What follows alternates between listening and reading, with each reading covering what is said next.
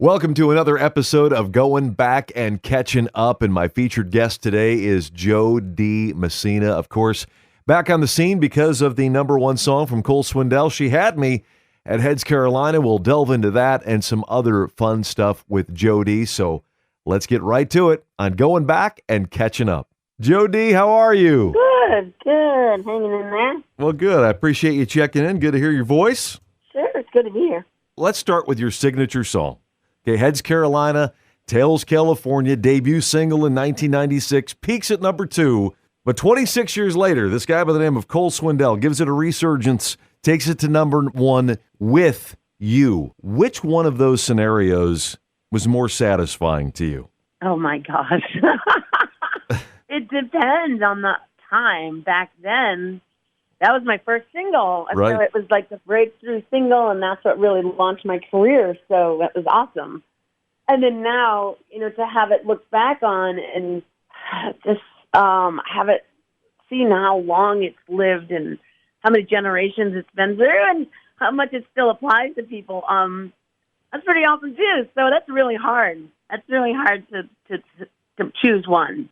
Yeah, because I know they both represent different things in your career, but, just having somebody think enough of that song and go, you know what, this is the one I want to do. And on top of that, I want to get Dee back on the song with me to sing this, and then it goes to number 1. I mean, it's one of those things where you hope it's going to do well, but to have it do as well as it did you anticipate it doing that well? No, I never anticipate that. I just kind of throw it out there and see what happens. You can't predict that kind of stuff. It's just we've been very fortunate. Yeah, it's incredible. It's just like, Luke Combs redoing the song Fast Car from Tracy Chapman. I know difference. Yeah. I know it's the same song and he's just redoing it, but it's just giving a new generation the life of that song and bringing it to a whole nother audience. I mean, it's just a cool thing. So congratulations on both of those fronts, back in 96 and then again with the number 1 with Cole. Thank you very much. So the song, and he's talking about going to a karaoke night and seeing this girl perform that song. Okay, what is Dee Messina's go-to karaoke song? You go into a bar and you're like, here's the song I'm picking tonight. Which one are you doing? Oh man, I don't really do karaoke. I always tell people, I'm like, if you see an artist up there singing their own songs in karaoke, they've had too much to drink. So I don't do a lot of that. Nor do I do a lot of bars because I got kids I'm raising. I got you. I'm chasing hockey every chance I get, my friend. Yeah, well, good. Well, good. What position are they playing? My younger son's a defenseman, and my older son is a forward. Very cool. So that's got to be exciting for you. A whole different thing to get excited about, right? Yeah. It's going to be.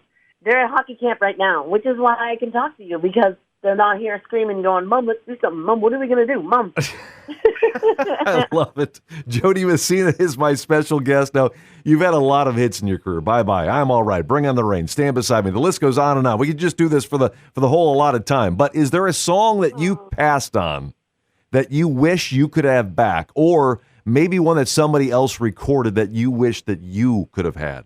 Oh man, there's a lot of those. But I can tell you an interesting story. A song I passed on because I didn't get it, which it ended up in the perfect place ever, was "I Hope You Dance." Because at that point we were looking for like tempo, driving stuff. I didn't have any kids. You know what I mean? So yeah. I didn't really get the gist of it, and I was like, nah, that's not for me. Nah, it's too slow tempo, whatever. And then just to see what Leanne Womack did with that song, that was pretty amazing. I was like, you know what? It ended up exactly where it needed to be. Yeah, that's one of those songs you always think of when you're thinking of graduation or you're thinking of all these different things, and it's always played. So, yeah, I guess it worked out for both of you in that instance then. Yeah. Okay, I'm hoping to get into one of your core memories in your life by mentioning something that happened here in Fort Wayne years ago, okay? Oh, Lord. You played here in Fort Wayne, and I'm guessing it was probably 20 years ago. I'm just ballparking here because I tried to do some research, and I couldn't remember exactly when it was. Tried Googling stuff, and nothing would come up. But we had a surprise birthday party for you at a place called Don Hall's Restaurant after you performed. I think it was at the Embassy Theater. It was either before, it had to be after. And we had a little dinner get together with you for one of your birthdays. I don't remember which one it was. I don't remember if it was a milestone birthday or what, but do you remember that? Now, did the record label take us out? I can't remember. I just remember it was your birthday. Mark McGuinn was there because he was opening for you. Right. I think the label took us there. Okay. Yeah, I remember as much as you do. Yeah, okay, good. You're like, I want to test your memory. And I'm like, you don't even remember. I remember being in the building. That's all I remember. I was hoping you would. I remember being there, too, but I don't remember a lot of the details just because it's, I've had kids since then, so I got mom brain. And, I hear you. Yeah, so that's so funny. Well, the thing about it is we did I Hope You Dance karaoke. Oh, that's funny. No, I'm kidding. I'm totally messing with you. I'm like, oh, that's funny. Oh, my gosh, I don't even remember that. Oh, man, I'm just having some fun. But I do remember being there. I remember you, Mark McGuinn, and I remember a cake and a birthday. That's all I remember, so. Lord have mercy. There we go. Okay. I'm sure there's other stories that go with that. Yes, exactly. Now, let's just fast forward to now.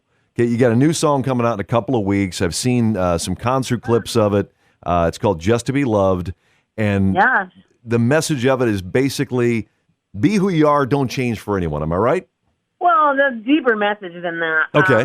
The song came about when my son does not have a cell phone, but he text messages come across from friends and whatever. And so for a split moment, he had a Snapchat account that I didn't know about for about 5 days. And I caught some of the posts or some of the girls sending him stuff through over that. And so was freaked out at what 12-year-old girls think that they have to do in order to be loved. Oh. And it just really touched my heart. I went into a writing session, and I was like, I wish the kids today and folks today would realize that each and every one of them are so precious. Like, God made them so precious and beautiful just the way that they are. And they're flipping open to, social internet and then social media, and they're comparing themselves to other people or other people's lives. You only put the best stuff online, right? So, and then they're feeling inadequate and they're feeling like they're ugly and not pretty. And so then one of the co-writers said he has a 16-year-old daughter whose friend could not keep up with everyone she was following. And she just felt so like her whole life was underrated. Mm-hmm. And so she ended up taking her own life. And I was like, look, this is important. You are just precious. You are a precious human. You're a precious soul. Don't sell out. Don't go off the edge just to be loved. And that's kind of the gist behind the song is it's like, don't be somebody you're not just to be loved. And, right now we can only share a certain length of time on social. Yeah. Right? We're only allowed to share. But the first verse is like, here's a story about a girl I used to know. She was living free to chase her dreams, a fearless soul. Then the door swung open to the world out there. Social feeds, likes on a screen, she can't compare. Now things got complicated. Things that girl, she started hating things that made her beautiful and started changing who she was just to be loved. And so I can say that too, but you can only, on socials right now, they're teasers because you can only put so long on there. Yeah. And then the second verse says, you look around at everybody's highlight reels, picture perfect, pretty lies. It makes you feel like your life is underrated. You get lost when you start chasing everything you think you're missing, but think what you've been missing just to be loved. Wow. You're missing out on the real moments in life, trying to portray something that's not factual just to be accepted, just to get that like. And so if you see it's got the like button on it is the single art for it. So it's a lot deeper than that, and it more comes from a perspective of God creating us and just you're so precious, each and every one of your listeners, you, so precious. And, it's just who you are is beautiful. Wow, that's awesome. Well, thank you for I know, it's heavy. Man, it's not like an all power, I'm going to do what I want. It's like, no. Yeah, that's beautiful. amazing. Look at how beautiful you are before you even do anything. You're loved.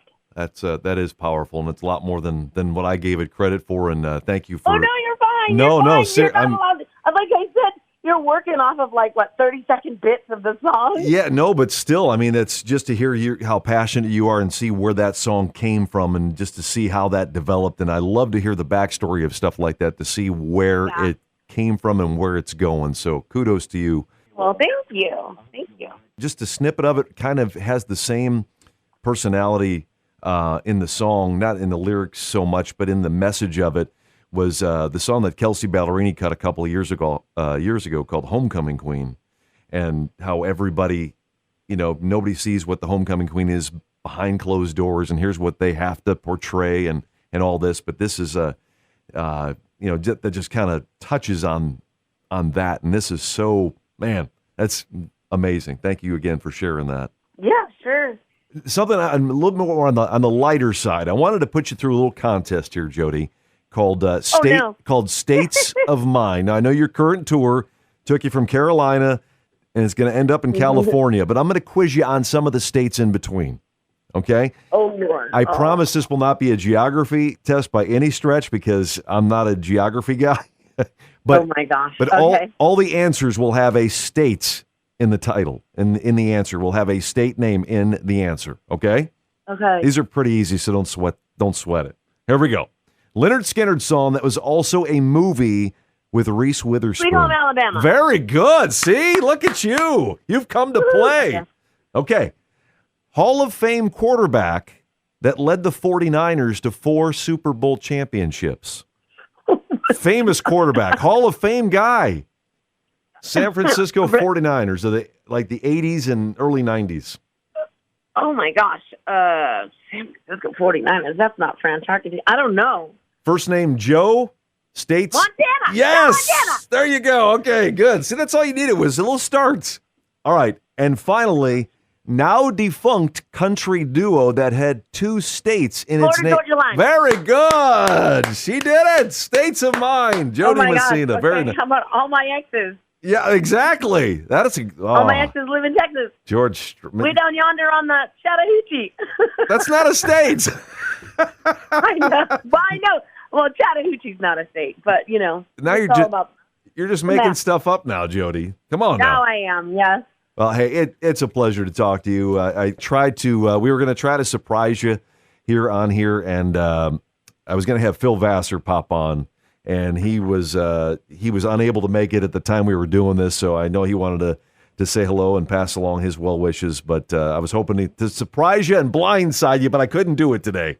Oh, that's okay. I got to talk to him last week, so that's good. Oh, good. Well, hey, thank you again so much, and appreciate you taking a few minutes and try to remember back to that date about 20 years ago, birthday, Mark McGuinn, and yeah. Yeah, you too. I will.